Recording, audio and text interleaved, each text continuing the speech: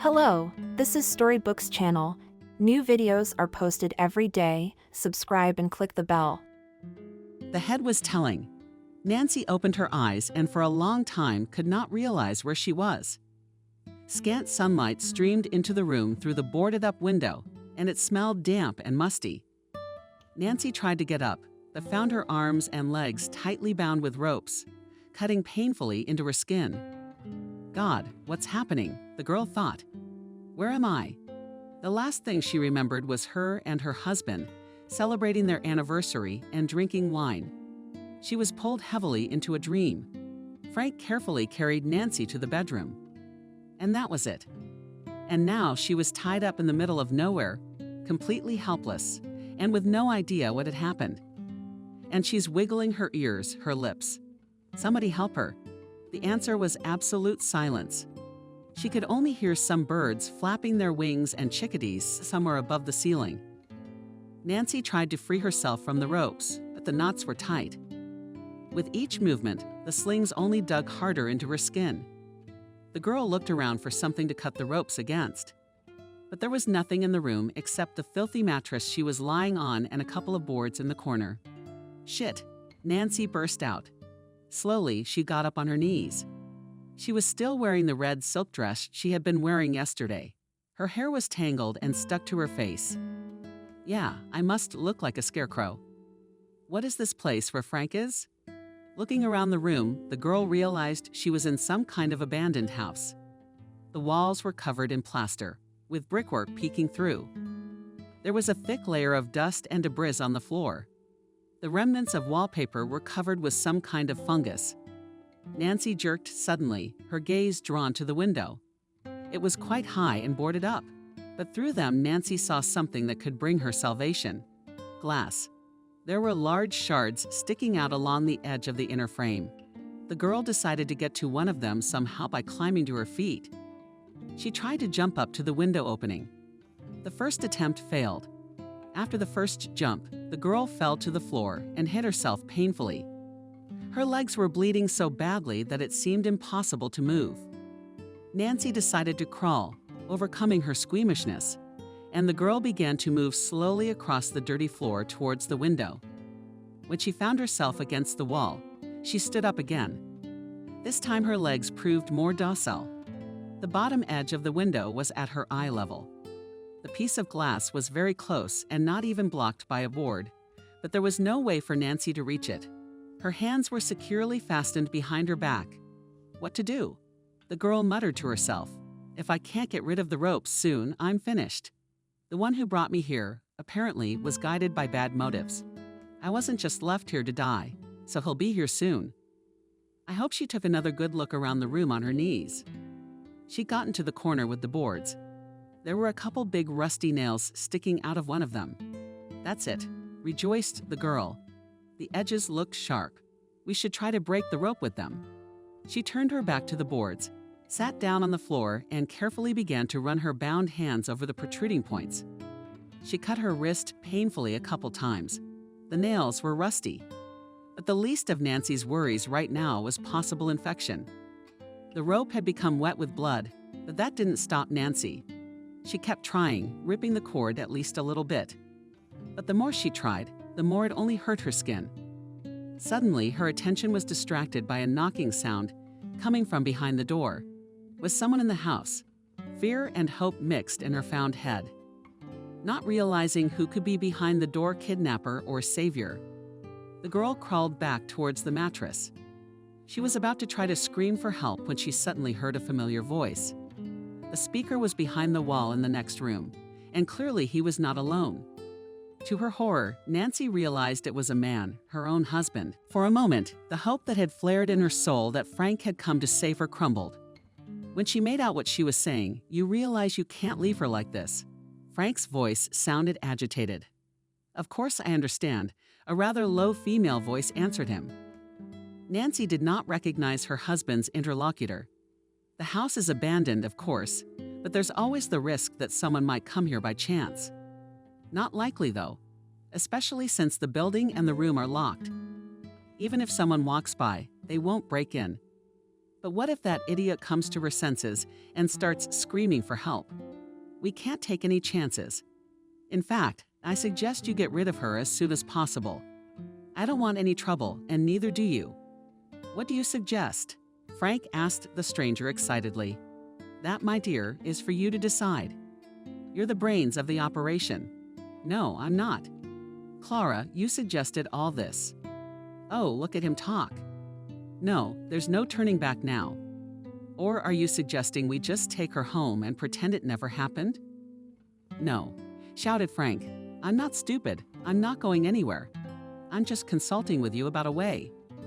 You realize that we have to do it cleanly so that no one will ever think it was an accident. And we don't have a lot of time. She'll be awake soon enough. And you're right, we can't keep her here forever. Better, on second thought, the woman replied. I have a couple options, but we need time. At least 24 hours.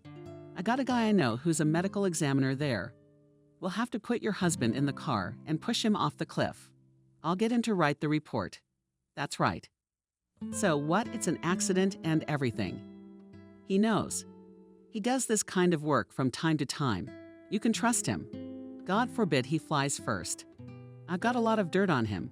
Clara, are you out of your mind? How do you know people like that? And how do you envision this accident? Very simple. Sleeping pills under the knot on the rocking manor driver's seat and parking lot in it, if you want to set fire to it. That for sure for the results of the autopsy, do not worry. The acquaintances will take care of it. All this is dangerous. After a long pause, Frank replied, and what other option to just leave it here? Let him starve to death. And you immediately reported to the police that the wife is missing? No, that won't do. They will find her sooner or later. And the suspicion? They'll understand me. They'll find something to catch me on. We'll work on the accident too, but we just have to be sure. Then we need to make sure no one can find her yet. Well, I'm getting everything ready. At least tape her mouth shut. Nice place you found, by the way. I didn't find a soul around here. The woman laughed suddenly. It has always been here. It's not mine, of course, but no one but me will enter it. Nancy could not believe that her husband's dialogue with this Clara was not a figment of her imagination. This couple is seriously discussing how to get rid of her. Who the hell is this girl? The girl was puzzled. Obviously, she and Frank have known each other for a while. They're planning this whole thing so calmly. And Frank, is he crazy? What did I do to them that they decided to get rid of me so radically? I've got to do something about this, or they'll put their plans into action. Just now, I'm like a mouse in a cage. The voices died down. Nancy nervously listened to the silence. Her heart pounded wildly, and frantically went over in her head the options to buy time. So this woman had said it would take her a couple days to get everything ready. Frank seemed to agree to that. So I might have time, but they're afraid I'll wake up and call for help. There were footsteps outside the door. Someone was about to enter the room. Suddenly, it hit Nancy. She would have a ghostly chance if she tried to play dead. Since she had fainted last night, her husband must have used some kind of drug to put her to sleep. It was possible to fake poisoning. The girl bit her tongue hard. After a couple seconds, her mouth filled with blood. She lay back on the mattress, tilting her head slightly to the side to let the blood flow from the corner of her mouth. For several years, Nancy had gone to yoga, where she had mastered breathing practices. One of them allowed her to put herself into a kind of trance by slowing her heart rate dramatically. It was going to work. The girl froze and began to take a series of deep breaths. A key turned in the keyhole. Nancy's eyes were closed, so she could not see who had entered the room. All her attention was now focused on her breathing. She took one last deep breath and froze. Thoughts were wandering somewhere outside of her mind. Clara entered the room and saw the girl lying motionless on the mattress. Looking closely at her, the woman noticed blood oozing from the corner of her mouth. No shit. Clara burst out. She walked over to Nancy and listened to her breathing. The girl wasn't breathing. Clara set her lip down. She reached up to her captive's neck and tried to feel for a pulse.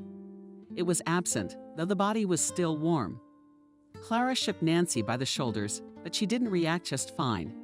Hey, Frank, come here. Frank entered the room with a heavy gait. He looked around and didn't immediately realize why his friend had called him. "Honey," Clara said worriedly, "I don't even know whether we have one less or more problem now." "What do you mean?" The man was surprised. "Your spouse passed away. See for yourself." Frank's face showed confusion. "How could she die? Are you sure?" "Yes." Clara was quick to assure him. "Not breathing. No pulse, blood coming out of her mouth." "What did you give her last night?"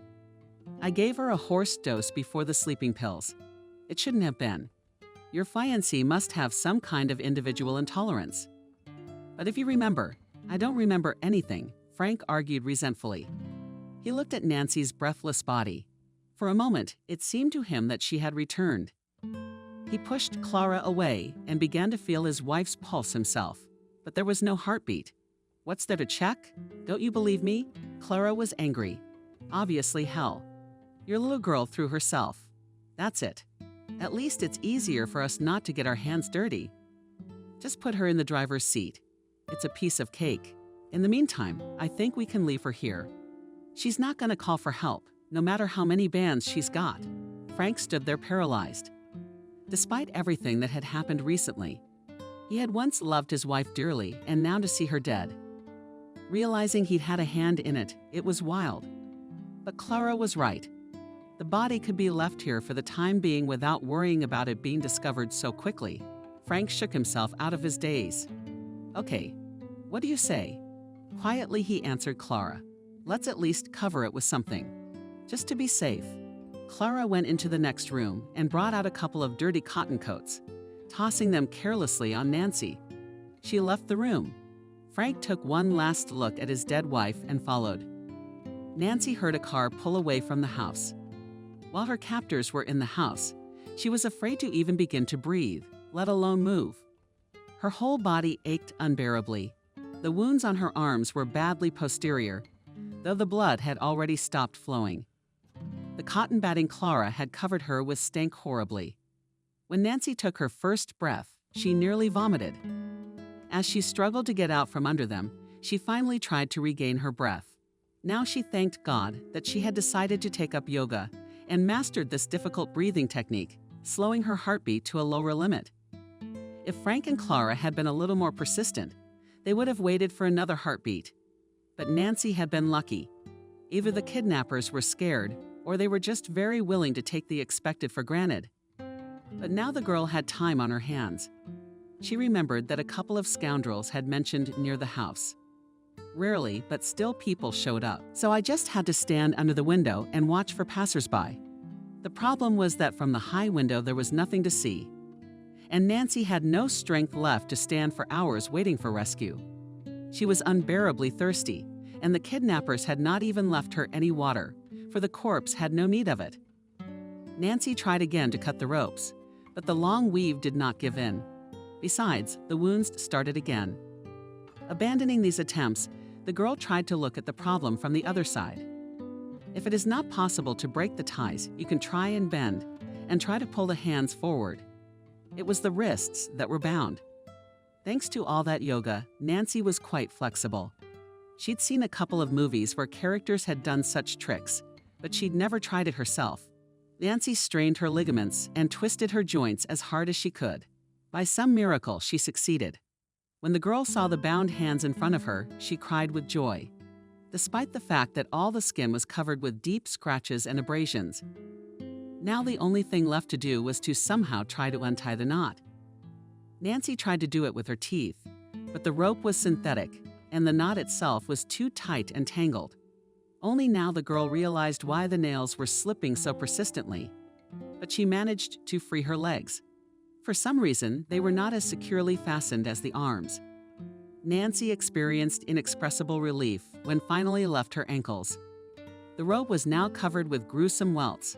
Frank was probably the one who tied up his wife, not the least bit sorry for her when he intended to immobilize her, and pity me, Nancy reasoned. If they're going to send me to the other world, they certainly wouldn't think twice about a couple of bruises. The question is another.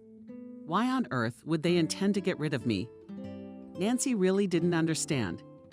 With Frank, they had already been married for 6 years. There hadn't even been a single more or less serious quarrel in that time. Their only point of disagreement was that the girl didn't want to have children. At first, Frank thought that she was simply not ready.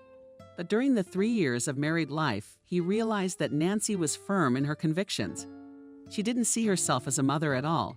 She didn't get a thrill from all kinds of cradles, rattles, strollers, and videos from the net with funny babies. And the sight of mothers walking their offspring in the yard caused disgust. Frank, on the other hand, dreamed of an heir.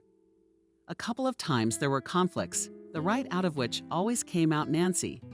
She managed to convince the spouses in their views for a time he really accepted them. But some time passed, and Frank again raised the subject.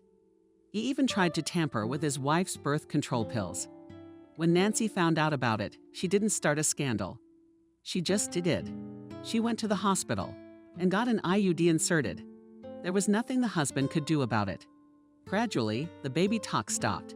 Frank just accepted that his wife was like that and hoped that one day the maternal instinct in her will still take over. But the girl doubted that the unwillingness to have children was the cause of the crime. It was much easier to divorce and find a suitable woman, or even take one with ready offspring. Especially Frank wouldn't have had any trouble with that. The guy was damn good looking, educated, well-mannered, quite well-to-do. Such men, as she liked to say, found a friend Alice on the row is not lying. Could it be money? A year ago, Nancy became the owner of a huge fortune, inherited from her grandmother. When she learned that the last will of the deceased was to leave her only granddaughter a collection of paintings, she was not particularly happy. Classical painting she was not particularly interested in, a few dozen canvases, and Hane especially nowhere was. Therefore, after consulting with Frank, Nancy decided to sell the paintings. The couple ordered an examination to at least roughly understand how much all this could cost, and were completely unprepared for the result of the evaluation. The most ordinary landscapes turned out to be unknown works by famous artists. Only the starting price of the collection at the auction was up to a couple of $100 million. It was even frightening to imagine how much the buyers would be willing to pay for it by the end of the auction. Nancy was shocked. Frank quickly realized that such a gift of fate could significantly improve the quality of their lives. One of the paintings was sold to a Chinese millionaire. There was no limit to the joy of the couple. The husband, delighted with the success, proposed to auction the entire collection. But Nancy, on reflection, declined. It seemed to her that in the painting's capital will be safely insured, and with such a demand for Russian painting for a few years will grow significantly in value. Frank seemed to accept her decision, but it was noticeable that he was upset. He could not wait to make a favorable deal and to do something more ambitious than to blow dust off the old paintings. But his wife was adamant. It seemed to her that the money received from the sale of one painting, quite enough for a comfortable life and any investment. She quietly gave the entire proceeds of Frank on his personal projects. The rest of the paintings went into a bank vault until better times. Nancy could not even imagine that this would push her husband into crime. In fact, the inheritance was her property. Frank had no rights to it. In the event of a divorce, he would get nothing. The death of his wife is another matter. He would have been the sole heir, and all problems would have been solved. But the other thing is more important. Who was this woman Clara? For all the time of their life together, the girl did not even allow the idea that her husband could have a mistress. Frank behaved as an exemplary husband, and everything indicated that he loved his wife, as well as she him. He tolerated her whims, even if they contradicted her views. He was never absent for long periods of time. Even with these paintings, he gave up easily enough. Had he only pretended, and already in his mind a plan had been born for Nancy to shake off these thoughts. So she said aloud, something had to be thought of right away. Those two could come back at any moment. There was no precious time to lose. Her bound hands were in the way, but the circulation in her legs was already fully restored. Nancy went to the door and held the handle. It was padlocked shut. The door looked pretty sturdy. Nancy, with her frail build and partial immobility, was not going to be able to kick it open. That left the window. The girl went to it, stood on tiptoe, looked through the gaps in the boards. In front of the house, there was a rather vast wasteland, piled with boards of wood from time and dampness. Next to the pile of rotting wood stood a rusty Soviet-style truck. Some kind of old bathtub filled with dark water. Nancy's gaze came upon a fence. It was wooden, but quite high. Where the boards were missing, you could see the road through them. As Nancy stood at the window, 2 cars passed by. She tried to call for help, but the road was too far away, and through the open window her voice was unlikely to penetrate the street. Nancy, powerless, sank to the floor. She was beginning to lose hope. Besides, she was tormented by an intense thirst. The girl realized that a little more and she would die a quite natural death of despair. Large tears rolled from her eyes. Without knowing it, Nancy fell asleep. She was awakened by a noise outside. Startled, the girl quickly jumped up and went to the window. There was someone walking around the house. It was already dusk outside, so she had to look for a long time, and the girl heard a man's voice. "Who are the owners?" "Jesus." Nancy's heart was pounding. "People, we have to get your attention right away." "I'm here," shouted the girl with all her might, coming close to the window. "Help! For God's sake, help! I'm inside." The man who was walking around the house apparently did not hear her. Nancy began pounding on the boards with her bound hands and kept calling for help. At some point, her cries got through. "Woman, are you all right?" The man's voice got louder. He must have realized where the sound was coming from, screaming at the top of Nancy's voice. "I'm begging you, help me." The man walked straight to the window. The girl saw through the slits his face. It was a rather elderly man with glasses. He met Nancy's eyes. "Girl," he began, "are you here alone? Are you in trouble? For God's sake, help me out. The house is locked and my hands are tied. You can try to break the door down. The front door is iron. I'm afraid it won't work. Isn't there another way in?" "I don't know." Nancy started crying. "We have to hurry. They could come back at any moment." "Who are they?" asked the stranger. "It's a long story." Nancy interrupted him hurriedly. "Please find a way to help me get out, or they will kill me." The man's face showed confusion. He could see that the girl was not joking. "You just don't worry." He hastened to reassure Nancy. "I'll get around now. The house will look for another entrance. The room I'm in is locked too. You can break the door. It's wooden. It opens inwards." The man stepped away from the window. Nancy was afraid he would leave her here, preferring not to get involved. She shouted after him not to leave, but the stranger was no longer visible from the window. "Shit," the girl cursed to herself. "If only he would come back.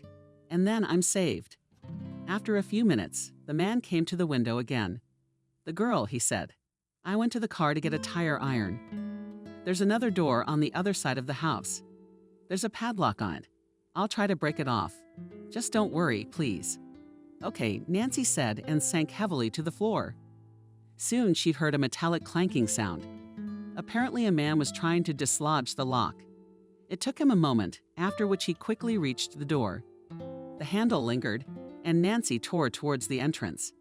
"I'm in here," again she shouted. Okay, step away from the door. I'll try to kick it open." Nancy obediently stepped farther away.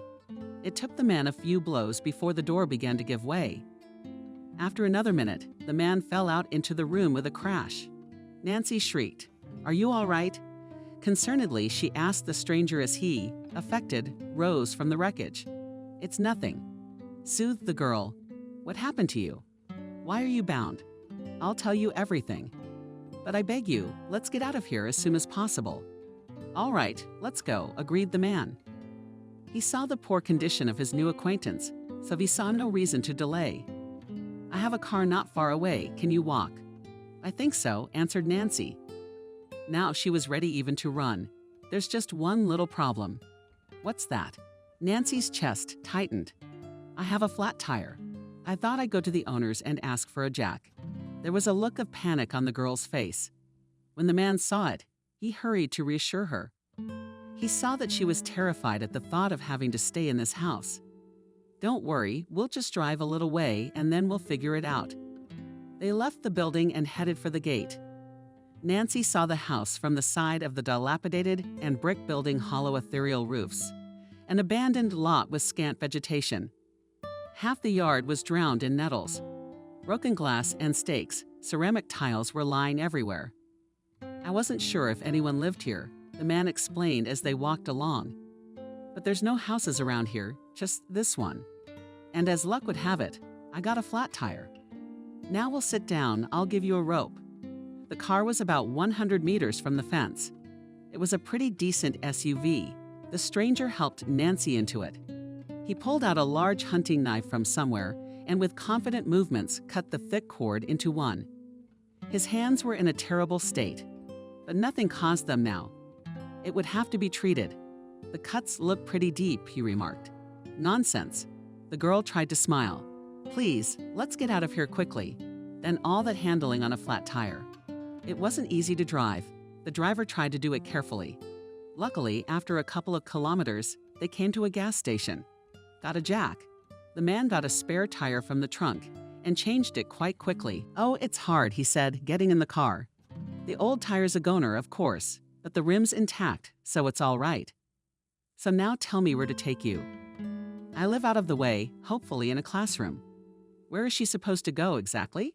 "She can't exactly go home. Frank's there with that horrible woman. Neither can she go to her acquaintances." Now the girl suspected everyone in general to the police, that she will say that her husband with an unknown woman and kidnapped her. And where's the proof? Seeing that the girl is confused, the man decided to take the initiative. So he began. "Let's start by introducing ourselves. My name is James," Nancy muttered, "and the girl is Nancy." James said thoughtfully, "What a rare name that is nowadays.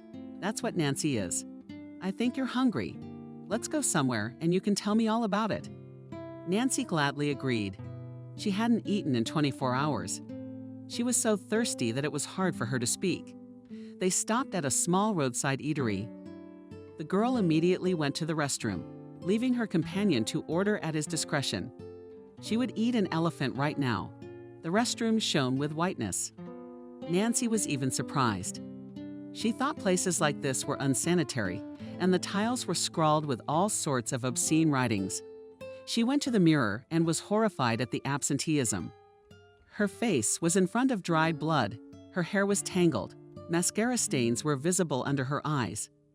The girl put her hands under a stream of cool water. The wounds immediately began to sting unbearably. She thoroughly washed everything with soap at soap her face. Only now the girl realized that she was completely barefoot.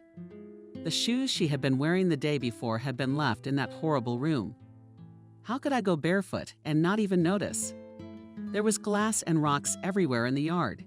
It's called shock. She asked her reflection in the mirror. Thank God, there are almost no people. I don't look so bad. Nancy went out into the hall, where James was waiting for her. His order had already been brought to him. The girl hurriedly sat down at the table so that no one would see her bare feet. "James, guilty," she began. "I don't even know how to say it. I don't have any shoes." "Really?" Surprised man and looked under the table. "You need to fix that right away. I have some old sneakers in my car.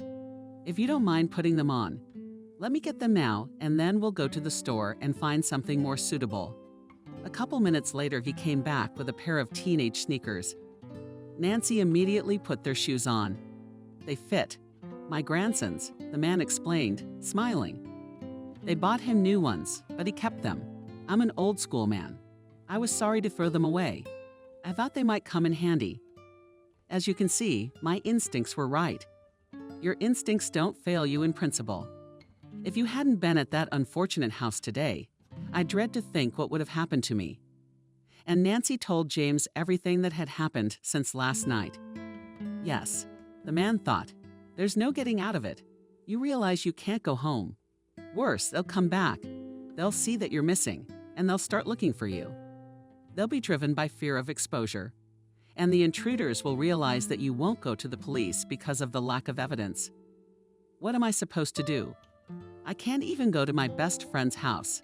Frank will look for me there first. I don't have any parents, only a grandmother, but she died a year ago. That's what James said, looking Nancy straight in the eye. I know my proposal will seem strange, since this is the first time you've seen me. But I can't leave you in the lurch. You can stay with me for a while, and I'll think of a way to bring your abusers to justice. You know they can't go unpunished, and you must go on with your life without fear of going out into the street." Nancy was visibly embarrassed. She was frightened not by the fact that she had to accept such a proposal from a stranger, but by the very fact that she would have to invade someone else's life so brazenly. "I can see your doubts, Nancy." James was quick to reassure her. "Don't worry, you won't be a burden to me at all. I have a big apartment. I live with my cat and my son. He recently divorced his wife. He's staying with me for now. He can't live alone. And Liam, my grandson, is safe to see. His wife, the former Cindy, lets him go to his grandfather's house without question. You'll get to know each other. It won't be boring. And my son is a smart guy. He'll help you understand your complicated situation. He used to work in the organs, but he left because he couldn't bear to see how the law actually works in our country. He had a keen sense of justice that was shattered by the bureaucracy. James, thank you so much. I don't even know how to thank you. I'll take you up on your offer because I have no other choice. I have no phone, no money. I don't even have the keys to my own apartment or papers. I have a spare key, but I'm afraid to go to her place. That's good." The man was happy. "You'll come to your senses, and then we'll think about it."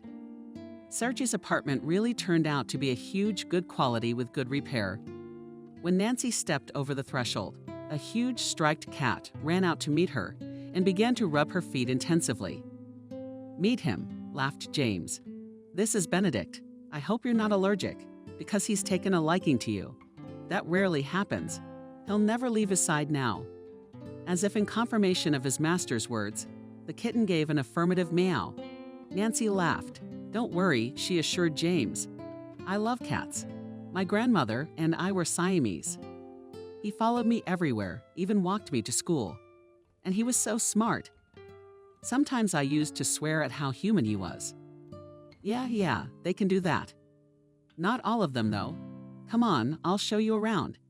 Peter's not home yet. He's away for a couple days for work, so don't be shy." The host led the guest through the rooms, showed her a bedroom where she could make herself at home. After the tour, Nancy asked to take a bath. James had prepared some clothes for her, apparently belonging to his son. "I don't think Peter will be too upset to part with a couple of shirts." James winked at her. Nancy finally relaxed into the hot water. She could only now feel how exhausted her body was. After being in the tub for almost an hour, the girl went into the kitchen. Flavored tea was waiting for her. "Here's Nancy," James told her. Walked to the table, serving jam. "I made cherry jam myself this morning." "Oh, really?" Nancy was surprised when she tasted a spoonful of jam. "It's delicious." "Yes, I have my own cherries. We have a whole orchard outside the city," laughed James. "And cooking is my hobby. I used to always fight with my late wife, who will stand at the stove, cook all these berries and vegetables. But I can't help it. I like it. And she herself admitted that I'm better at it. It's rare to get a man to do all that, isn't it?" Nancy thought. She and Frank used to buy everything ready-made. Their grandmother used to supply them with jam. Since she was a child, Nancy had loved to watch her work with berries over a huge copper basin. And then they would roll the jars together. The girl was always waiting for her grandmother to be distracted, so she could take advantage of her absence and savor the hot, sweet treat. "There's no way to force it. It's a passion," James continued. "Some are into fishing, some are into soccer, and I'm into jam. We are all different." Benedict suddenly appeared and jumped on Nancy's lap. The girl began to rub him behind the ear, which made the cat make deep trumpet sounds. It sounded more like a running tractor than a purr. After sitting with James in the kitchen for a while longer, Nancy excused herself to go to bed. The bed, though small, was very comfortable. The blanket helped her fall asleep immediately. The next morning, Nancy woke up well rested, no one bothering her. When she glanced at her watch, she was greatly surprised. It was already 12 o'clock. A normal girl would get up around 9. She got dressed and left the room. James she found in the living room. The man was sitting at his laptop. "Oh, Nancy, good morning," greeted James. "How did you sleep? Good morning." Nancy smiled. "Everything is just fine. I don't usually sleep this long. It's a normal reaction to stress. The body has to get its energy from somewhere to recover. Have you been stressed out a lot? Let me feed you breakfast." Nancy readily agreed. James made scrambled eggs and toast, and the deliciously brewed coffee chased away the remnants of sleep. "And now, Nancy." Sighing, James began, clearing the table. "Tell me, why was your hubby going to do such a terrible thing? You must agree, it is not the most common practice to do such a thing because of disagreements. You can always get a divorce. It's not my business, of course, but I would like to have a full picture to help you move on." Nancy took a long time to collect her thoughts. When she told James about her misadventures, she hadn't gone into much detail, nor was she herself 100% sure of her suspicions. However, the explanation with the inheritance turned out to be the most logical, so she hurried to share the assumption with her savior. "I think," she began, "it's all about the paintings. I received an inheritance from my grandmother a year ago. At first I thought all these landscapes were just old junk, but Frank insisted on an appraisal. It turned out I was the owner of a multi-million-dollar fortune. What are these paintings?" James wondered. "My grandmother told me that these paintings used to belong to my grandfather. I didn't know him at all. He died when I was 2. My grandfather was a collector of paintings, but our family had never been wealthy. I can't imagine how he could have gotten such expensive paintings. As the expert said, some of them belong to the brushes of very famous Russian artists, but belong to the early periods of their work or to the so-called gift works. This is when the author wrote for his friends, and the paintings never made it beyond private collections. I wonder where your grandfather got such a treasure. We'll never know. But after he died, it all went to my grandmother, and then to me. Frank really wanted to sell it all at once to invest in some project of her own. I never took much interest in the details of my husband's work. You should have. We sold one painting. He invested the money right away. He always made good money. My questions were just dismissed. Once he tried to show me the mechanism of work, but to me all these figures and graphs always seemed like gibberish. I'm a pure humanitarian. Any formulas put me in a state of unbearable boredom. But then I was afraid to risk and said that the paintings will sell only as needed. Where are they now? They're all in a bank vault. Frank doesn't have access to them. And anyway, you see, if we divorced, he'd get nothing. My death would solve all his problems. I don't know. It would have been a lot easier to convince me to hang it up at home and order good copies, gradually replacing the originals. I never would have even suspected anything wrong. But I guess my husband wasn't that smart or didn't have the money. And the woman he was with at the time, I have absolutely no idea who she is or what kind of relationship they are in." Well, James thought, it shouldn't be too hard to find out. We already know her name and that she meets your husband from time to time. And that house, you say? She said she used to go there a lot, so we can run the owners. Yeah, but she said she didn't own the house. That's okay. Either way, the owner has something to do with her. Relative, friend, neighbor. Any information you can get. Leave it to me, please. Believe me, I have some experience in this sort of thing. Really? Nancy was surprised. No, I'm not a private detective or an agent. James laughed, seeing her reaction. I just feel it's my duty of honor to bring villains to justice. I'm former military. Really? I'm not surprised, though, seeing as how you kicked the door down with a couple of punches. No, it was just the wood was sticky enough.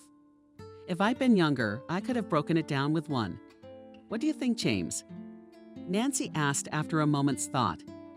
They've already discovered I'm gone. It's not impossible, the man thought. Even if they have, they're panicking now and trying to figure out where they've gone.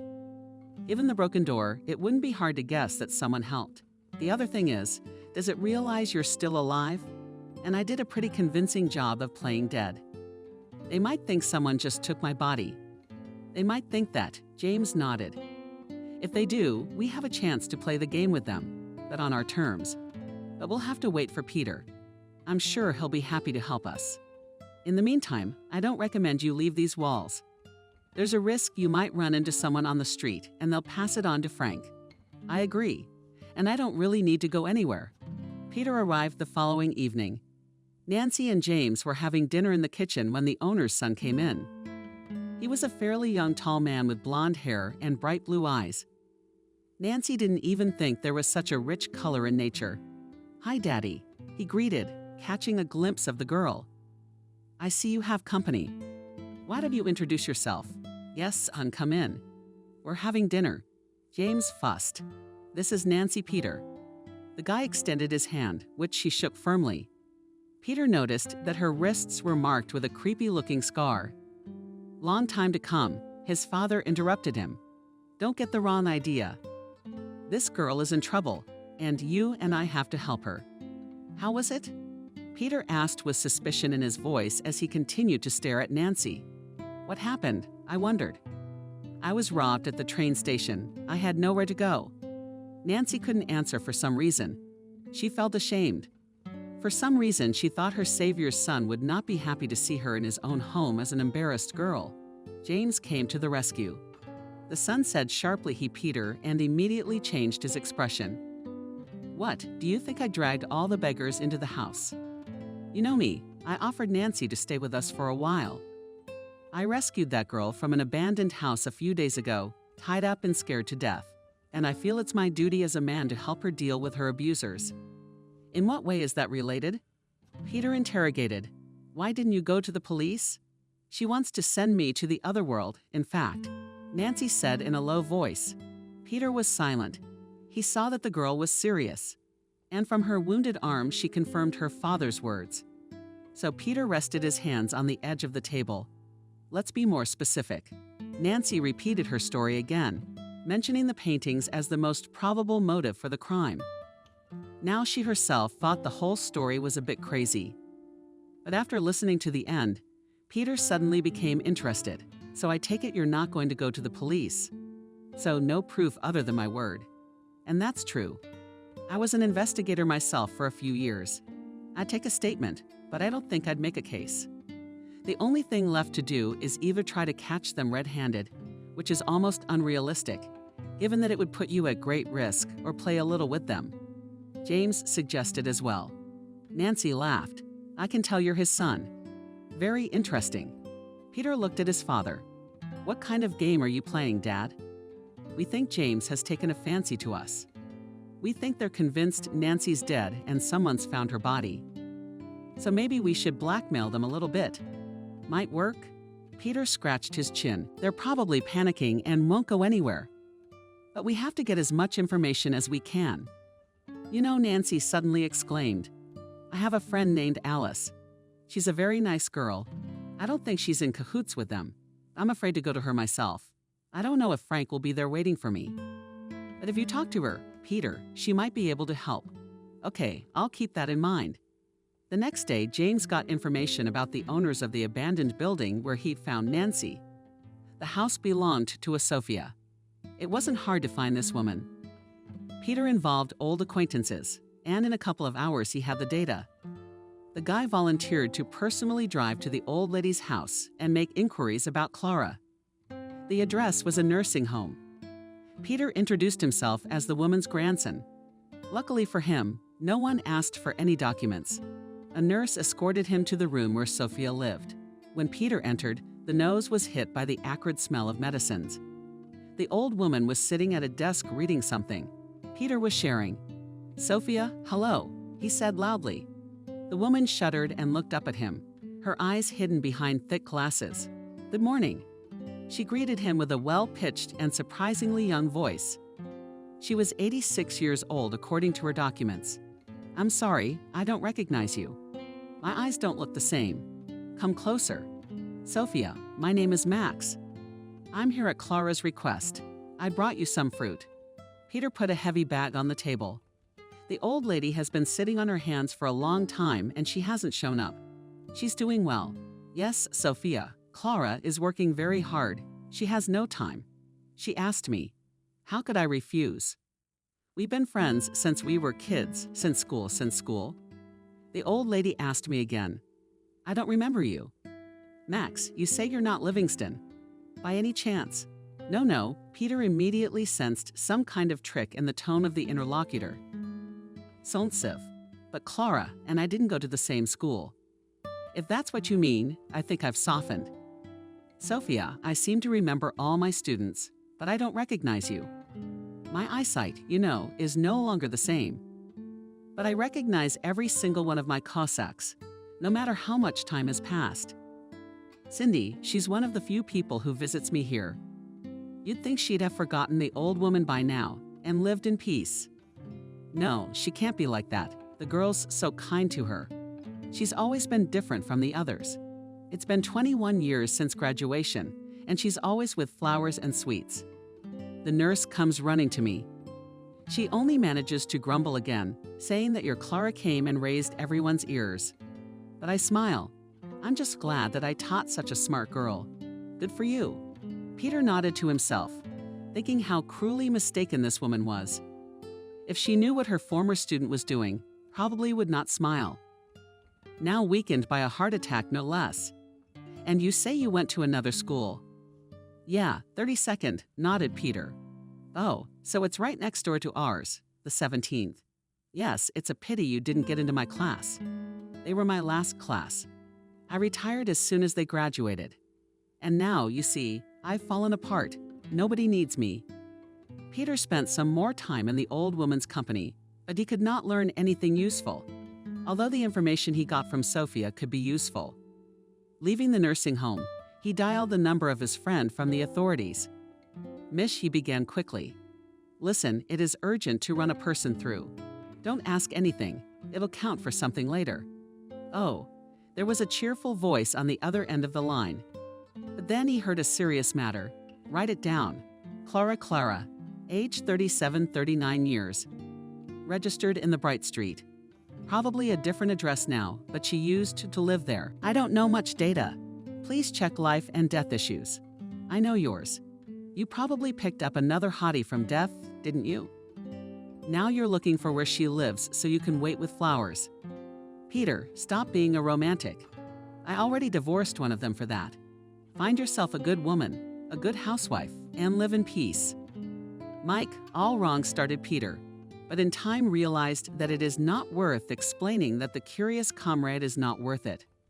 Okay, let's as the data will be dialed immediately. I'm listening and obeying, Mike sneered. The former colleague called back in an hour. He dictated to Peter 3 addresses for a woman with such data. Yes, Peter thought, 3 isn't much, but it's not a lot. Considering I have no idea what this Clara looks like. All right, well, there's no traffic. Let's run down each of them. To the first address. Door was opened by a haggard-looking woman. She was in her early 60s. Good afternoon, greeted Peter. I can see Valeria. Are you for pennies? Tiredly asked the hostess. I started to Peter, but the woman was already pulling him out into the hallway. Clara got worse today. I woke up in the morning. She is lying on the floor.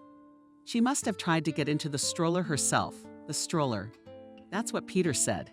Yes, in a wheelchair. Didn't you know that? She's been disabled since she was a child. She can't walk since the accident, but she's still trying to get up. I'm sorry. I tried to free Peter from the woman's clutches. I must have made a mistake. I need Clara. The woman looked at him, flapping her eyes. Suddenly, it was as if she woke up. Oh, I thought, I'm sorry to drag you in like this. Didn't even recognize anything. Is it mine, Cindy? Peter went to the second address, but the stern man at the door said that Valerie no longer lives here 3 years moved to the States. He had one last address left. The house was located right next to the school number 17 mentioned by Sophia. But that should be a sure hit, Peter thought. But if it really is the same woman, he should be more careful. Tales of schoolmates won't fly. Peter pressed the bell button several times, but no one came to the door. He had already decided to come back later, when suddenly the door opened and a middle-aged woman looked out of the apartment. She asked him in a disgruntled tone, I'm sorry, Peter was confused, and I must have woken you up. My name is Max. I've just been to see Sophia, your teacher. Oh my God. Clara was worried. Something's happened to her. She had a heart attack yesterday and was composing Peter. She's fine now. They couldn't reach you for some reason? I'm next on the list. I talked to her today. She really asked me to come and see you. I'll be right there."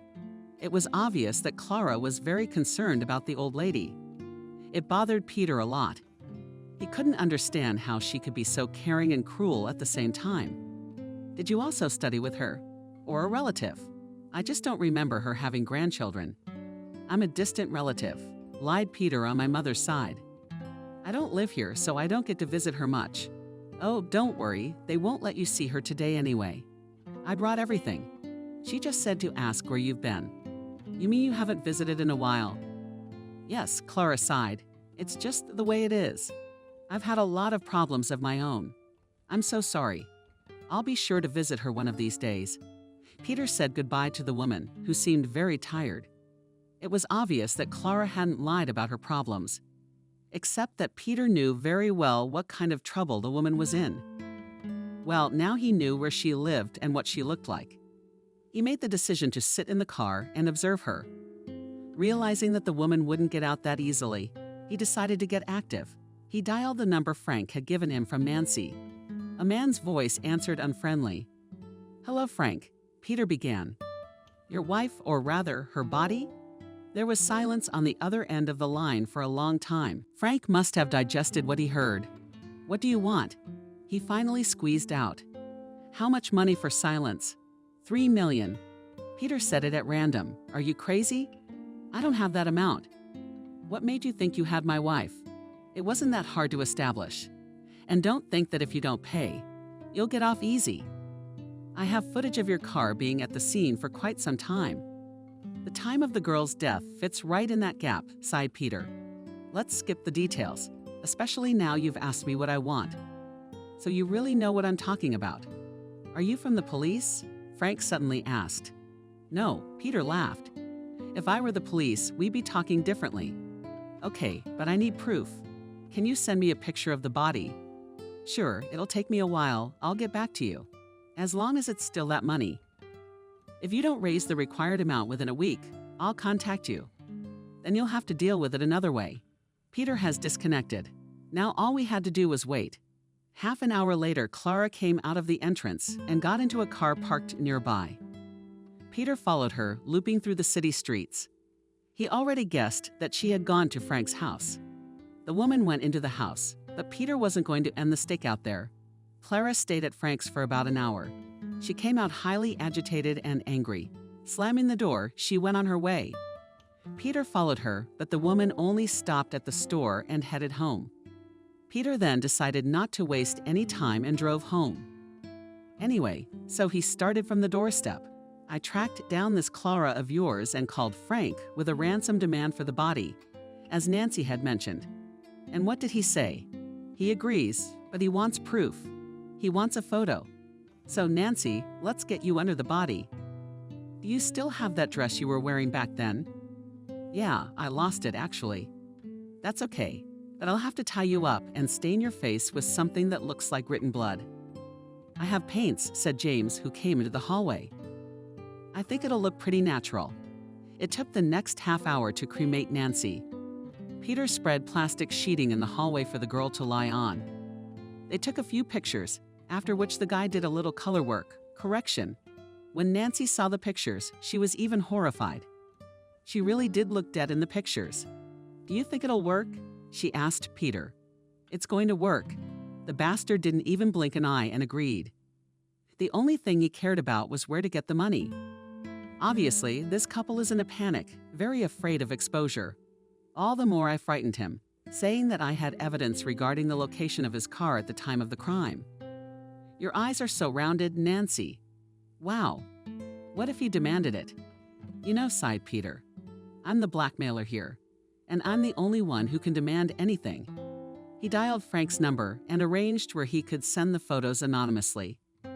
After examining the contents of the messages, Frank became even more nervous. "How will the transaction proceed?" "You will transfer me the money to the specified details. Within half an hour, I will send you the coordinates of the body. How can I be sure that you will not cheat? Believe me, I'm only interested in money. Otherwise, I wouldn't even call you. What you do with the corpse afterwards is none of my business." Well, that was Frank. No, but rudely interrupted Peter. We're serious people. I don't think you need to be reminded that you shouldn't go to the police. Besides, you don't stand a chance. I'm sure your sweat and grease marks will be found on the body. So you might want to think before you do something stupid. I understand you perfectly well. Frank snapped at me. Not an idiot. Peter grumbled, hanging up discreetly. A real idiot. He sat silently, thinking about something. Nancy was anxious to know the details. James had been pacing nervously for several minutes. That's what. Peter suddenly broke the silence. You said Alice had spare keys to the apartment. She does, Nancy nodded. But I don't know how to get them without giving myself away. We'll have to take our chances. There's no other way. Why do we need to get into the apartment? I think the couple would be actively planning their next move right now. Judging by the fact that Clara went to Frank's house today, it'll happen again, since the apartment was undisturbed. I plan to install a microphone so I can record conversations. I'm sensing they can talk a lot without witnesses. Peter. His father turned to him. You realize you won't be able to get those recordings in court. That's what's needed. Having such a trump card up your sleeve, you can easily divorce these lovebirds on official recognition. The main thing is a competent approach. All right, Nancy agreed. Let's go then. There's no point in delaying right now. Frank must have called his mistress by now. I don't think she'll go to him again tonight. Besides, they're both busy thinking about finding the right amount of money. But we're on our way to Alice now. Nancy. Alice shouted happily, hugging her friend. Where have you been? You can't imagine how worried I was. It's a mess at work. No one knows where you are. The phone's silent. Frank says you're sick, and you can't even pick up the phone. But I know that's not true. I've been to see you. He wouldn't even let me in. I didn't know where to look. The best part is he came by and asked me if it was summer. I was so surprised. And then I call him. Your phone is disconnected, and he's talking about this disease. I wonder what kind of sickness it is that you can't answer your friend close to you. Nancy, best friends unleashed. What I'm about to tell you must stay between us. You understand me? Alice looked at her intently. Nancy's tone was not at all joking. The girl realized that her friend was in some kind of trouble, and the man she came with was unfamiliar to her. Nancy introduced her companion. This is Peter, my friend. Alice is my best friend. Peter and Alice exchanged handshakes. The girl liked the man very much. She was very curious where Nancy had managed to meet such a handsome man and disappeared for a few days. Obviously, the friend had gotten into some kind of adventure. That's why Frank's so angry. Alice invited the guests into the room and sat them down on the couch. Well, she began. Tell me. Alice, please don't panic. Nancy warned her at once. The situation is as follows. Frank has turned out to be quite a scoundrel. I know it's hard to believe, but he tried to send me to the afterlife. What? Rounded his eyes. Alice, Frank, he's such a Hamlet. I'm sorry. He can't even cut up a chicken. I remember at the barbecue he stood there with a knife in his hand and cried. Alice, I'm serious. On our anniversary, he gave me sleeping pills, and then I woke up in some abandoned house, tied up. Look at this. Nancy showed me the rope marks still visible on my wrists. It's horrible, whoops. Alice, but that's not all. Nancy continued. Then Frank and some woman came there, and they were seriously discussing how to get rid of me. They wanted to cause an accident. This auntie knows people in all the agencies. No one would even dig. Accidents and accidents. I'd just be buried. Only it didn't go according to plan. I pretended to be dead. Very successful, by the way.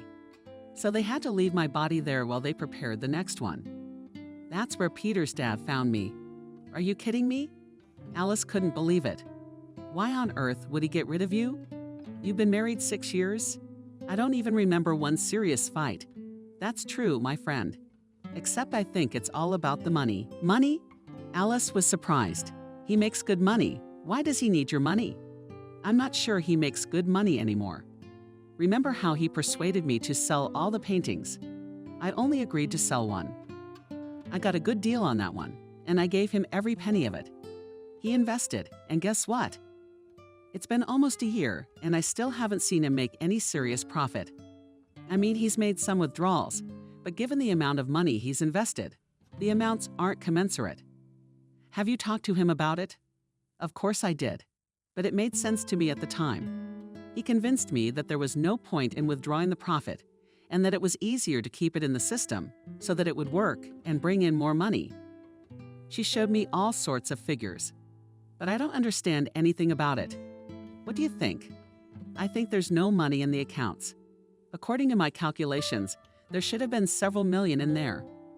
In fact, there's only a few $100,000. I don't know where the money went, but now I'm pretty sure it's all mine. Frank spent on his mistress Clara this, with which they plotted to remove me. Alice has digested the information. So what do we do now? There's no way for you to go home. And we've put on a little show, Peter said. These two think Nancy is dead. That's what we thought we'd take advantage of. Oh my God. Alice was horrified. I contacted Frank under the guise of the body snatchers. When they came to the house to get Nancy, they found the door broken in from the outside and no body. Now I'm charging them a tidy sum, which Peter says he doesn't have. Alice, said Nancy, we need the keys to my apartment. Peter wants to install a wiretap, so we'll be aware of the couple's plans. Yes, of course, nodded Alice. You just have to get Frank out of the house somehow. You know he doesn't get out much. Don't worry about that, Nancy said. Most importantly, I beg you, don't blab to anyone that you saw me. You're kidding your lips for a long time, Alice. What do you take me for? That I put you in the clutches of these scumbags. I have some interesting information for you, Peter said into the phone. You need to come now. Drop off the coordinates. Where? What kind of information?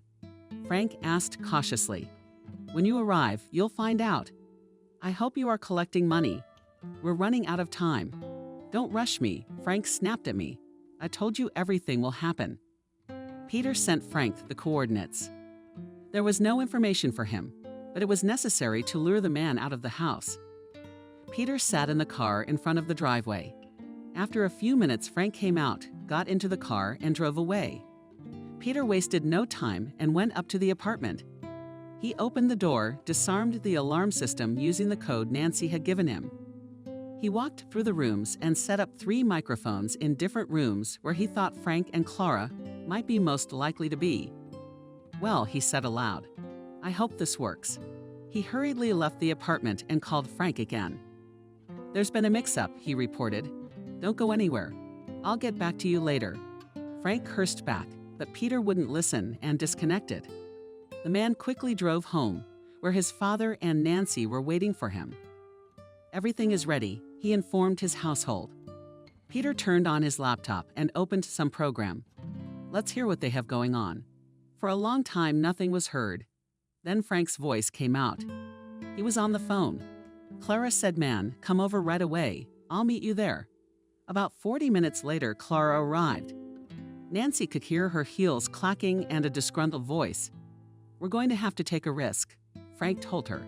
Are you ready? What else is left? What do you have in mind? We need to get to the paintings. That's easy for you to say. Doesn't it bother you that only your wife has access to the vault, and she's dead?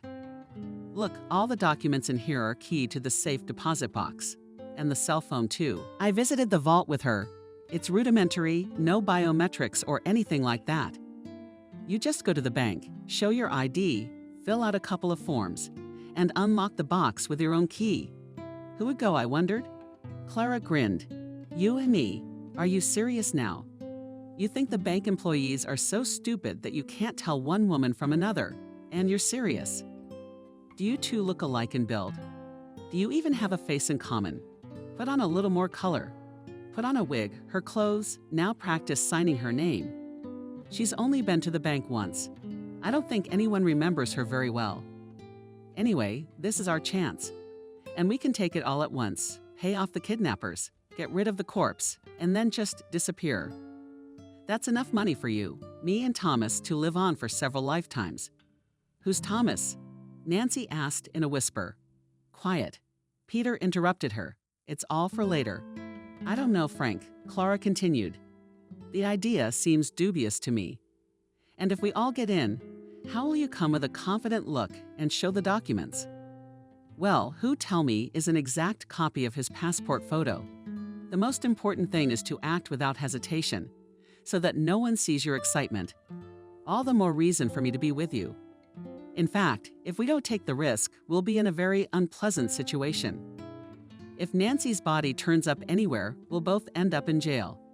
Especially since this man claims he has proof that we were at the crime scene when she died. Even if he's bluffing, we can't take any chances. I'd be the first to get suspected. I can't take you with me, of course. But what are you going to do without me? All right. After a short hesitation, Clara agreed.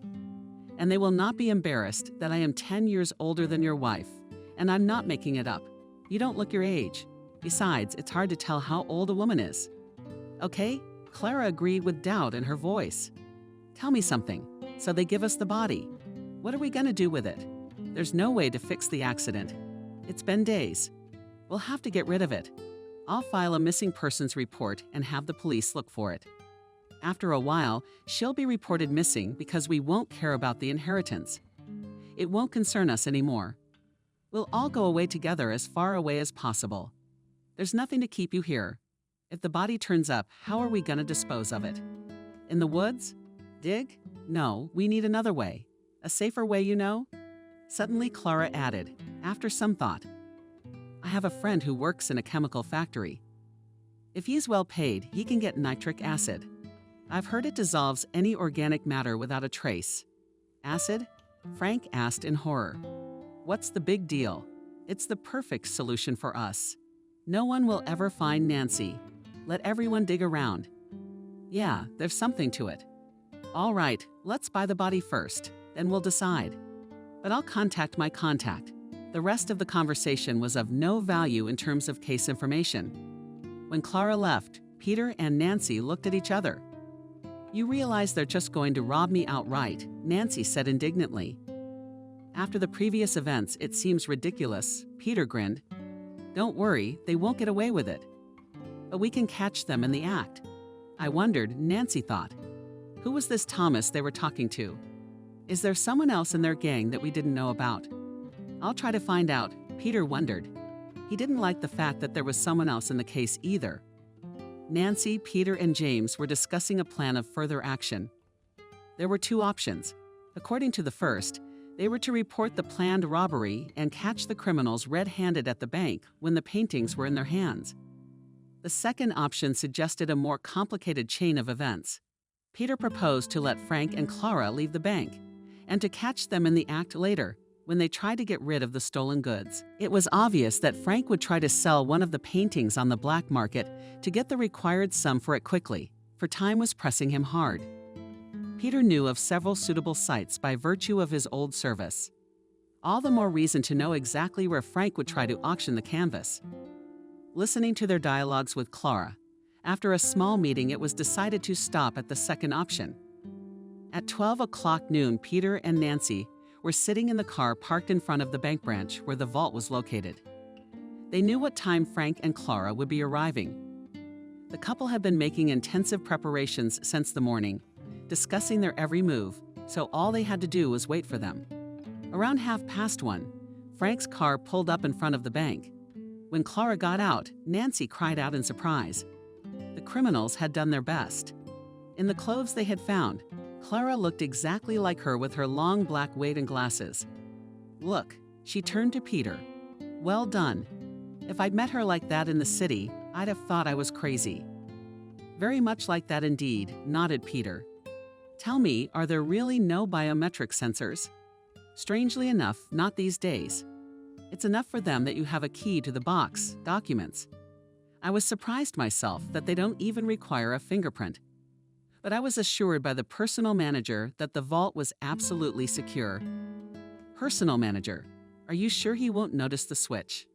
That's just it, Nancy laughed. Frank knows perfectly well that the old employee has moved on and I've been assigned a new one. He's never seen me in person before, we've only talked on the phone. So this couple has a good chance of success. When you sign the application for access to the safe deposit box, it's authenticated by phone, just give me the code. Do they have a phone? And Peter's thinking again, Let's hope they succeed. Although for us any outcome is favorable, just the punishment for theft for them will be less severe than for the attempt to get rid of you and the sale of the painting. It's ridiculous to even hope for the success of your own enemies." Nancy grinned grimly. Frank and Clara stayed at the bank for about an hour. Nancy was beginning to worry that the staff suspected something wrong and called the police. Soon, however, the couple emerged from the branch carrying bulky flat bags, each containing a canvas bag. Nancy recognized the pouches as she had personally packed the paintings in them before taking them to storage. "Look," she turned to Peter. "They've taken everything. See, they have 3 bags with 5 paintings in each." "Well done," nodded Peter. "I can't tell you anything. And here's the scoundrel himself. All right, now we can't delay. We must hear what they were going to do next." When Frank and Clara reached the apartment, Peter turned on the tape again. "I told you this would work." Frank's voice was happy and excited. "You're doing great. You should have seen yourself. I even believed it was you, Nancy, for a moment. You should have known how scared I was. I thought I'd get caught at any moment on a little thing. We were very lucky to have the head of the department. That woman had her eye on me the last time I was here. So all the attention was directed at me, and you didn't notice her flirting openly with me. It was funny, I noticed." Clara laughed. "Women show a handsome man and they forget everything. So what do we do now? Let's choose a painting. I'll put it on the internet auction. If we bid low, they'll buy it fast. We've got a few days left, so we'll find a buyer. Look, there's a couple of sites. We'll put it up everywhere to be sure." Frank appeared to be showing Clara the sites. Their names were familiar to Peter. Every time they heard another name that Frank said, they typed it into the search engine. Peter nodded contentedly. "That's good," he said aloud. "As I thought, your husband is not original. He picked the most famous venues. How does he know them?" Nancy wondered. "It's not the first time he's used them. You didn't know him at all. Husband's a real piece of work." "Why, I'm not even surprised," Nancy sighed, noting to herself that Peter had slipped into the first name. She decided to use his example. "And now you want to pretend to be a buyer?" "Yes, but we need to know exactly what painting they're showing. Otherwise, we're going to be going through 100 years of bids. It's not like he's going to put it up under his own name. They're taking their time choosing." As if hearing his words, the criminals began to discuss the painting that would be their ticket to a better life. "The main thing now is not to be greedy," said Frank. "Look, we will have to put the most expensive painting very cheaply according to the appraisal documents. This painting is the most valuable thing in the collection, but it can be sold much more expensive than Clara reasoned. It is possible, but only at an official auction. Not forgetting that we got the paintings illegally, you cannot sell them officially. Our main goal now is to sell one painting, so that the proceeds would be enough for the ransom and our escape. We'll sell the rest gradually. Of course, we'll lose a lot of money, but we won't have to share it with anyone. And in any case, it'll be enough money for a secure old age. Not even our Thomas." That's how Clara's voice sounded more enthusiastic. "Of course, then you can take care of the documents on the paintings, but that they are supposedly in my property and sell already much more expensive. Moreover, no one will report the theft. Now I'm going to ask you to take a picture of the canvas. I'm not much of a photographer." While Clara was busy taking pictures, Nancy frantically remembered which of the paintings was the most expensive. According to the expert's estimation, the intruders had stubbornly failed to pronounce either the title of the work or its author. "Here it is." Suddenly she shrieked. "I remembered." She told Peter which painting the scoundrels wanted to sell, but there was no advertisement with such a law on the websites. It took about 2 hours until finally the proposal was posted. I had to wait a while longer before writing to the seller so as not to arouse his suspicion. Clara called Frank. "Look, we seem to have a potential client." "Is he serious?" the woman asked, puzzled. "I can't tell you yet. He's interested, if the documents and all that." I gave him the results of the examination and hinted that the picture got to me not quite honest way. "Are you crazy? Who would buy stolen goods out in the open like that? Or don't be ridiculous." Frank calmed her down. "That's exactly the point." Peter realized that Frank was hooked and was eager to play the interested customer. He even asked if he could do his own due diligence before the deal. Frank agreed, but his only requirement was time. He hinted to the buyer that he needed to get the deal done as soon as possible, so lengthy appraisals were out of the question. Peter agreed, assuring him that the appraisal would take no more than an hour. It would require meeting at any convenient location with an expert he would send. Frank said that he would bring the painting at any time to wherever it was needed. Peter then gave his own address, saying that there was an art expert living there who would be willing to provide such a service. The meeting was set for the evening.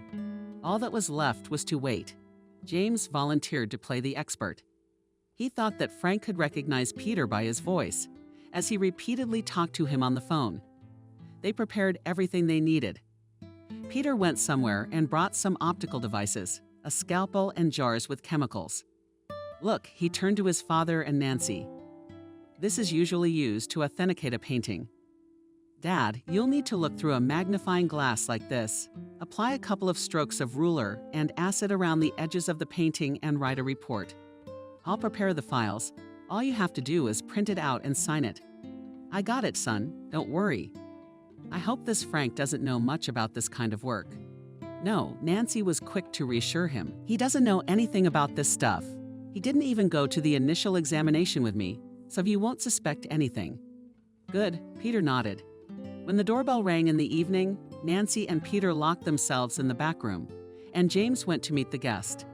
Peter had set up a miniature camera in the living room, where the examination was to take place, so that everything that happened would be recorded. Greetings. James greeted the visitor. My name is Anthony.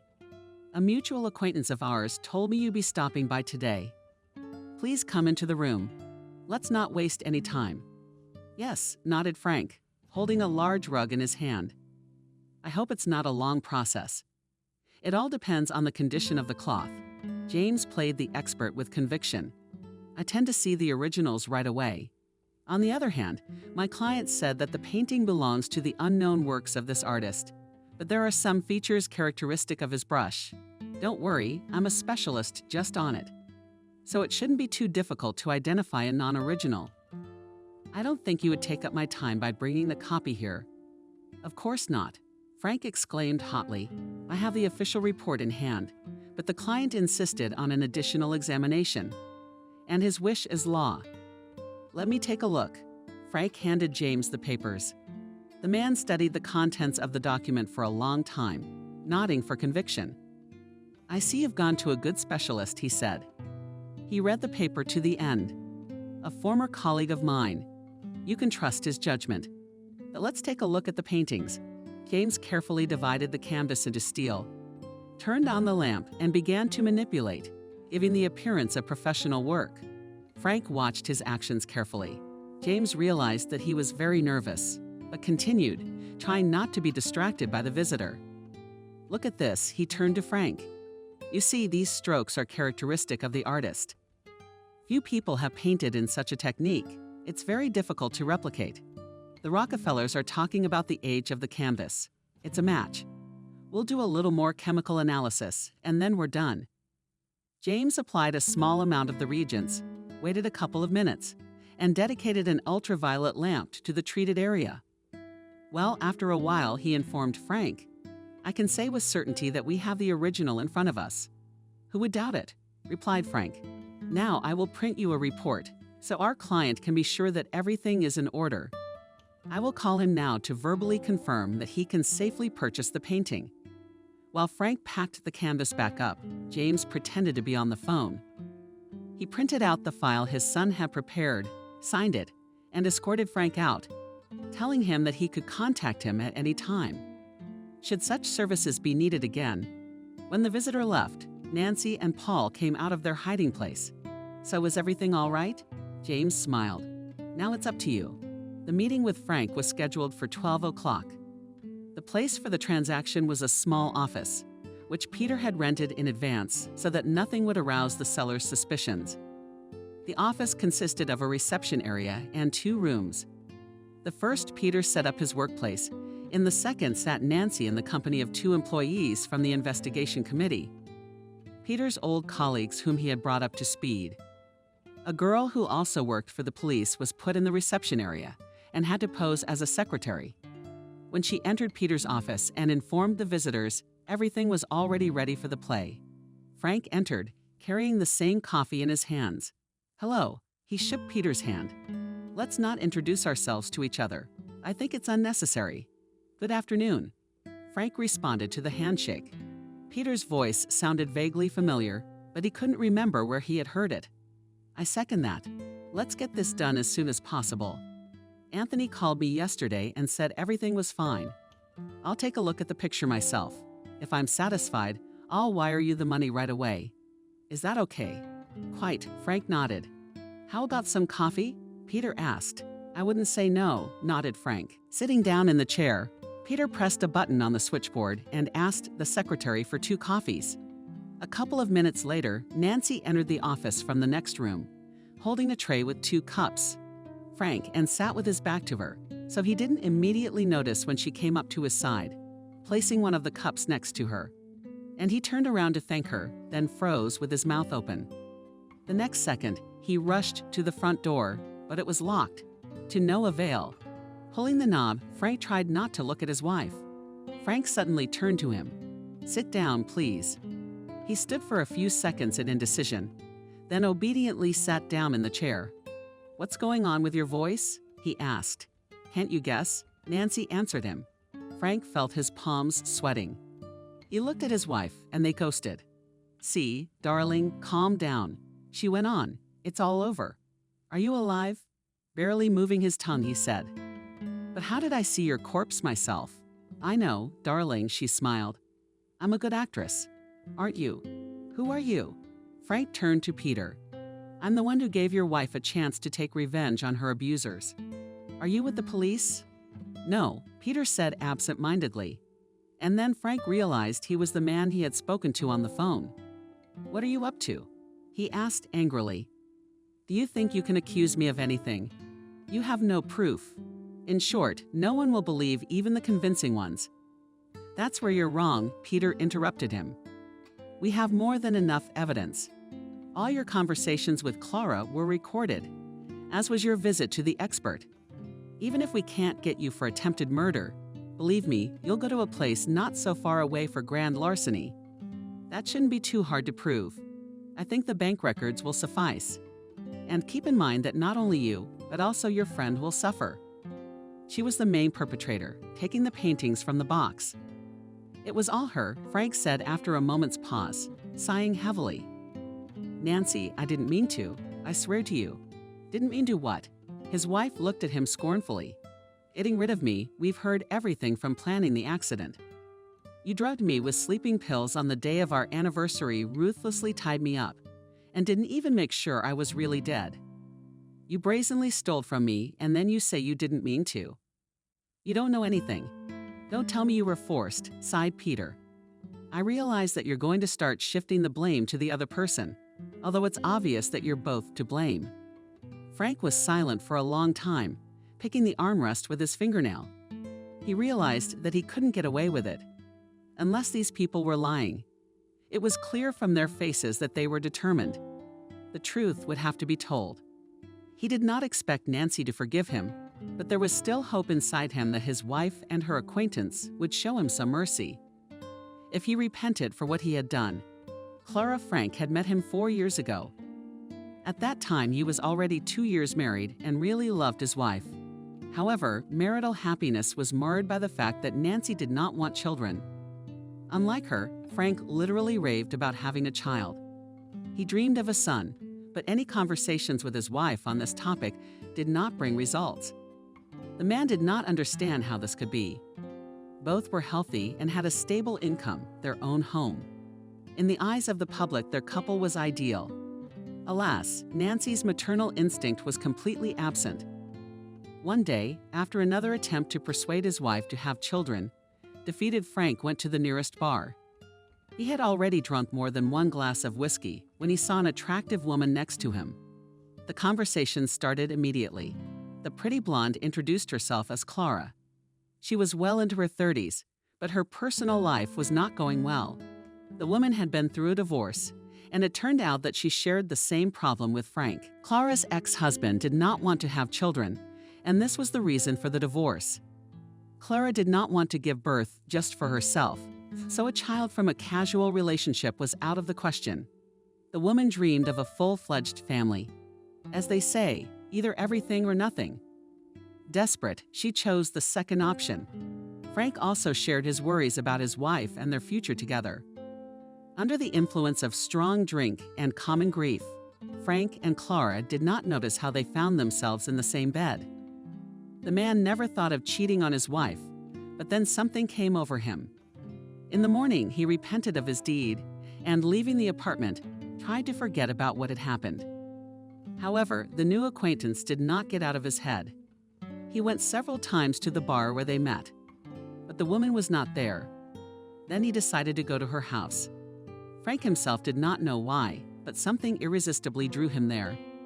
Clara met him, surprised. She had never expected that the casual acquaintance from the bar would show up again. From then on, they began to see each other constantly. Every chance they got, Frank drove to her place. Nancy had no idea. He didn't want to lose his wife, but he wasn't going to give up his mistress either. And then Clara told him that she was pregnant.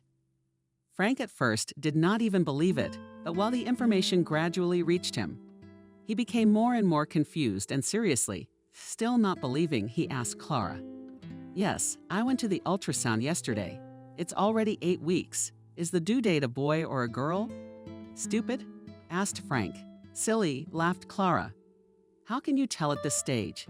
You have to wait. So you mean you're going to keep the baby?" Frank was surprised. Of course, Clara said it as if she had been slapped in the face. "How can I get rid of it? A child is all I've ever dreamed of. You realize you'll have to raise it alone." Even so, the woman replied sadly, "Will it all work out somehow?" "No, Clara, you mustn't think so." Frank contradicted her hotly. "I won't leave you alone with the baby." "Do you mean to say that he will divorce?" The woman was surprised. If necessary. But time passed, and Frank was in no hurry to tell his wife about his second woman. First, he was afraid of hurting her, and then it was silly to start a conversation. Clara was not satisfied with this state of affairs. She constantly reminded the man of his promise. But Frank found another excuse. When Clara gave birth, she calmed down for a while. All her thoughts were devoted to her newborn son Thomas. She was quite satisfied with the fact that Frank visited them every day, gave gifts, bought everything necessary for the baby. He was deceiving his wife, telling her that all the money he was earning was invested. In reality, any profits he immediately withdrew and gave to Clara and Thomas. He didn't want them to need anything, so he preferred to deceive Nancy, who continued to be clueless. It suited her just fine that her husband had stopped pestering her to have a child. He successfully concealed his left-handed adventures. Constant fluctuations in exchange rates led to the fact that Frank lost on another deal a very large amount. At that time, Thomas was already 2 years old. One day he came to Clara and told her about his financial difficulties. The woman reacted rather aggressively. She is used to getting everything from her lover, just ask for it. But this time her desires and his possibilities were at odds.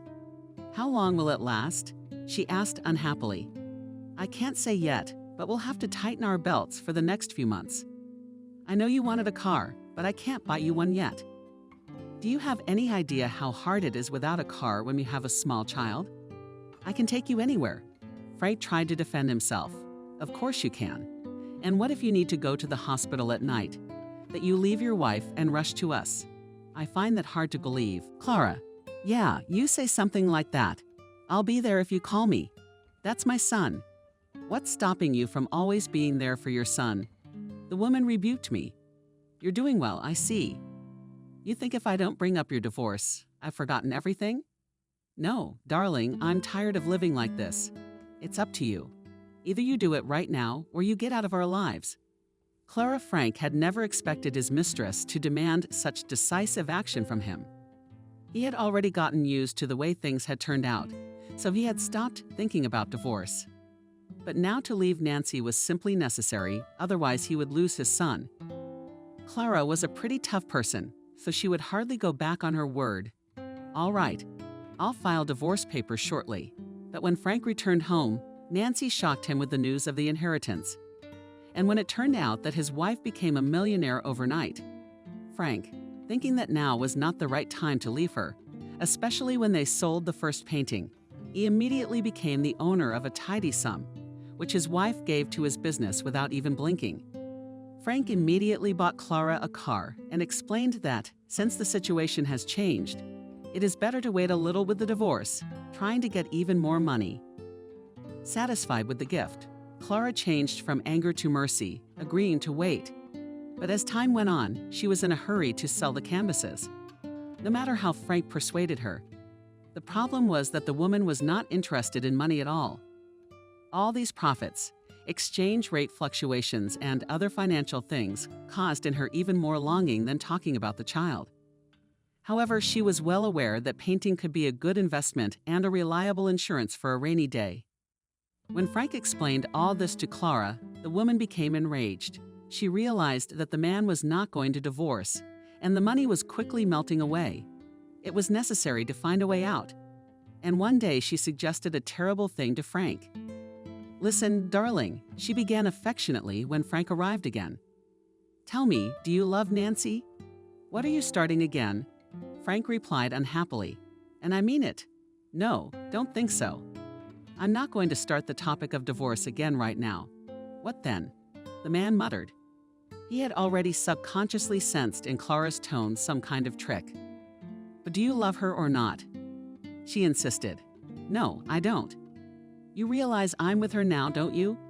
It's only because of these features of living paintings that I'm trying to get her to sell something. Business is slow. If I don't get any money soon, I won't be able to help you like I used to," Clara said cryptically. "What are you willing to do for Thomas and me?" "Anything," Frank replied passionately. "Anything." Clara smiled. "Then listen to what I have in mind. You won't get anything after the divorce, right?" "That's right," nodded Frank. "What if Nancy dies?" "If she dies, all her property goes to me. I'm the only heir, and she has no relatives." "Well, there's your answer." Clara continued to smile. "I don't understand. What's the answer? What makes you think Nancy is going to die? She's not even 30. No, she's healthy as an ox. You know, honey, there are 1,000 accidents in the world every day." "Wait a minute." Suddenly Frank figured it out. "Are you suggesting we take her out? Fake an accident. What's the big deal?" The woman shrugged. "What's the big deal?" "What's the big deal? It's a living person. What right do we have to send her to the afterlife? It's a crime." "Clara, are you going to lecture me now?" "You know what I don't like? My plan is failing. Forget about coming here. We don't want your money or you. And don't even think I'll ever be your underground son." Clara knew how to manipulate Frank. He was really willing to do anything for Thomas. He sat there at a complete loss, realizing that the woman wasn't kidding. If he crossed the threshold of the apartment now, he would never see them again. Good. He sighed heavily. "What do you suggest?" "I don't know yet. I just suggested it." Clara said smugly. "Honestly, I didn't think you'd say yes, did I?" "Yes, I'm a rascal." To send his beloved wife to the grave for the sake of his son. Very Shakespearean. Frank chuckled. Lady Macbeth, too, he thought, looking at Clara. They'd do anything for money. Filthy woman. If it hadn't been for Thomas, I would have left a long time ago. But he had no choice. He felt sorry for Nancy. He'd grown used to her over the years. And she was a good person. Should she have given in to his entreaties and sold those stupid paintings? It was her own fault. She should have been so stubborn.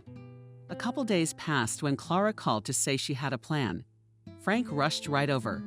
"You're going to do this," the woman began. "It's your anniversary the other day.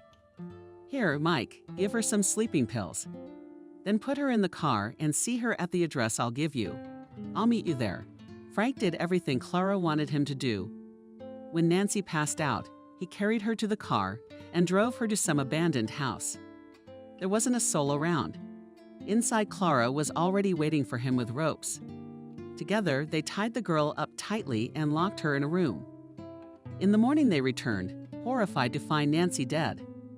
This outcome partially disrupted their plans, but Clara assured them that it would not be a serious problem.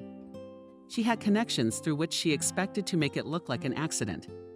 The problem came later when they arrived and the door was open. The body was gone.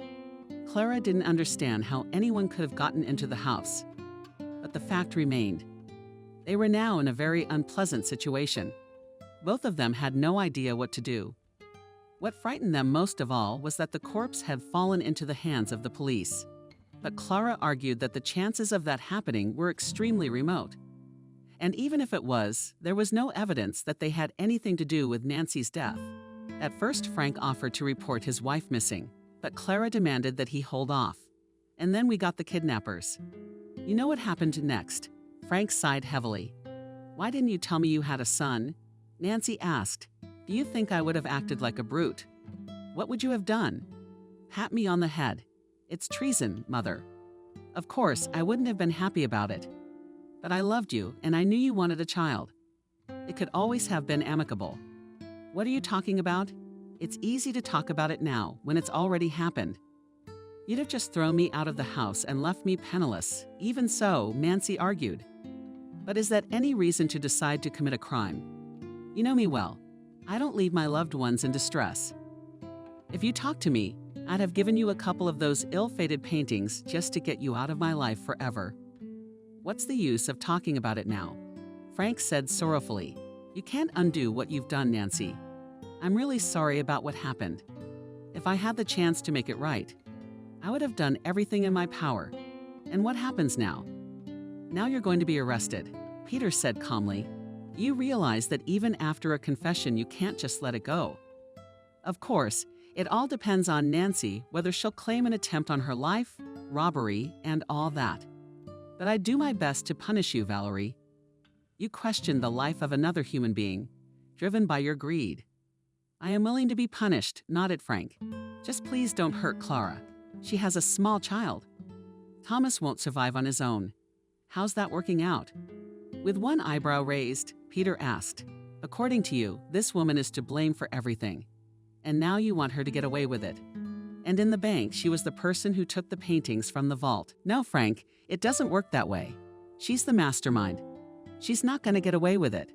Then we can make it look like I forced her to do it. You see, I have to spend the next few years in prison anyway. Thomas will have no one to take care of him. I am taking care of him. Nancy suddenly blurted out, which raised Frank's eyebrows. What do you mean, you? You can't stand children. Why would you do all that? And why would you care about the child of someone who almost took your life? It's called humanity, Frank, sighed Nancy. I have enough money to take care of the child until his parents are released. I'm not going to claim him, but I agree to be a guardian.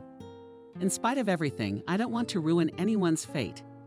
But I can't let this woman go free without realizing the consequences of her actions. Thank you, Frank said only. After these words, the operatives came out of the room and charged Frank. They had his full confession in their hands. The man obediently put up his hands to have the handcuffs snapped on him. The investigation lasted 4 months. Frank and Clara were charged with fraud and grand larceny, attempted sale of stolen property. Nancy decided not to report her kidnapping after all, even though Peter tried to insist otherwise. Peter, she persuaded him.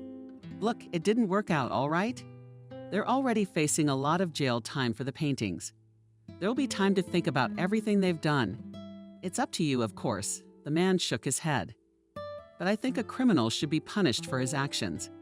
That's exactly what they did. It didn't work out. So in fact, there were no actions. I forgave them, and I drove them to despair. I should have just left him when I realized that he wanted a child, and I didn't. Kept spoiling his life. I feel sorry for that woman. Honestly, I do. I'm not excusing her. She's punishing herself more than our law can do. She's condemned herself to be separated from the son she loves. How much do you think they'll get? Well, with a plea of cooperating, I'm thinking 5 to 6 years. If they behave, they could get out early. You're seriously considering taking custody of Thomas. Of course, I promised. A child shouldn't have to suffer for the sins of his parents. And I'd rather have him than in an orphanage. Frank and Clara have reached a verdict. Both of them, as Peter said, were sentenced to 5 years imprisonment in a general security colony. Nancy returned to her apartment, but this time not alone, but in the company of a little boy. Thomas was 3 years old. He was already talking well. Nancy was even surprised at how connected the child's sentences were. She furnished a nursery for the baby and put him in kindergarten. Every day she took him to the nursery before work and picked him up afterward. Very soon she became very attached to the child. Without realizing it, Peter often came to visit. He said that the kid should see a man in front of him. As an example, she only spoiled him a lot. The girl argued, but realized that Peter was right. Sometimes they went together to James's, where Thomas found a wonderful friend in the person of good-natured Benedict. A close spiritual bond developed between the boy and the cat. Nancy was preparing for New Year's Eve with little Thomas, and they went to the mall to buy gifts and Christmas toys. Nana, Thomas addressed her.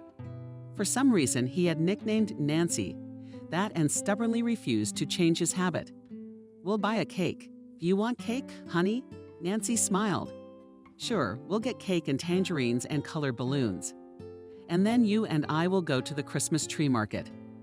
"Hooray!" shouted the joyful boy. "Christmas tree, have you asked Santa for a present yet?" Nancy asked the boy. "Yes." Squinting his eyes, the little boy answered. "And what, I wondered, did you ask him for?" "I won't tell," Tom replied stubbornly. "Well, tell me." Nancy patted him by the hood. "I promise I won't tell anyone." Honest. More honest than an honest puppy. Thomas said this with his lips pressed together and stared at the floor in silence. A puppy. Nancy was surprised. "A real one," sniffled the child. "Don't you think the puppy will freeze while Santa Claus is bringing it from the North Pole to you?" "He's got a fur coat, a warm nanny." "And that's right," smiled Nancy. Of course, a dog was not part of her plans, but for some reason she wanted to fulfill the boy's wish. Having collected a whole mountain of purchases, they went to the Christmas tree market. To Nancy's surprise, there was James, who was also buying a Christmas tree. "Nancy," the man greeted her. "What a meeting. I see you're getting ready for the holiday too. We're going to buy the biggest tree we can," Tima proclaimed. "Like this one." "Wow, serious plans," laughed the man. He helped his friends choose a tree and load it into the car. "How about we all celebrate New Year's Eve together?" "Yay," Thomas rejoiced. "On it, we're going." "It's kind of embarrassing."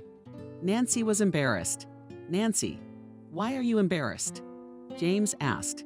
"We're not strangers. Both Peter and I would be very happy. Don't say no." "All right," agreed the girl. She was glad that these men, who had become part of her life under such dubious circumstances, had not left it, even when it was over. On New Year's Eve, she pulled up to the James house with the one and only.